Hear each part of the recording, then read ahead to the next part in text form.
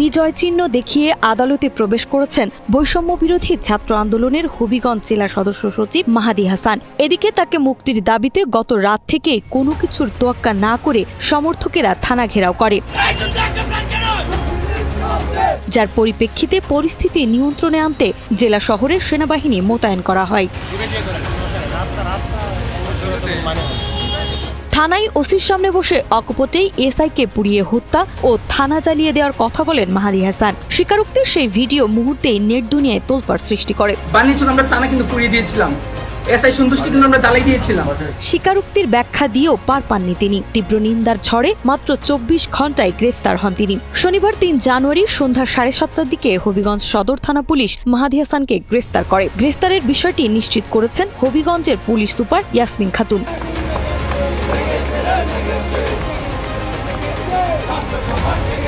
ঘটনার পর শনিবার দুপুরে বৈষম্য বিরোধী ছাত্র আন্দোলনের পক্ষ থেকে মাহাদি হাসানকে শোকজ করা হয়। সংগঠনটি জানায় তার বক্তব্য ও আচরণ সংগঠনের নীতিমালার পরিপন্থী। এদিকে পুলিশ জানিয়েছে ভিডিও বক্তব্য, সামাজিক প্রতিক্রিয়া এবং অভিযোগের ভিত্তিতে তার বিরুদ্ধে আইনানুগ ব্যবস্থা গ্রহণ করা হয়েছে। আমি স্ট্রিক্ট এখানে এসেছি, আমার বলতে হবে আমার ভাইকে কেন গ্রেফতার করা হয়েছে এবং কেন বার্গেনিং করা হলো।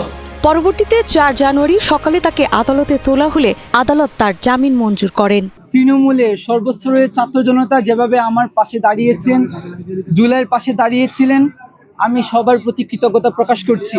আমি এই ঋণ কখনো শোধ করতে পারবো না। আপনারা আমার দায়িত্ব বাড়িয়ে দিয়েছেন, আমি জীবন দিয়ে হলো আপনাদের এই দায়বদ্ধতাকে আমি অবশ্যই সম্মানের সাথে আমি প্রত্যাশা পূরণ করে দেখাবো ইনশাআল্লাহ।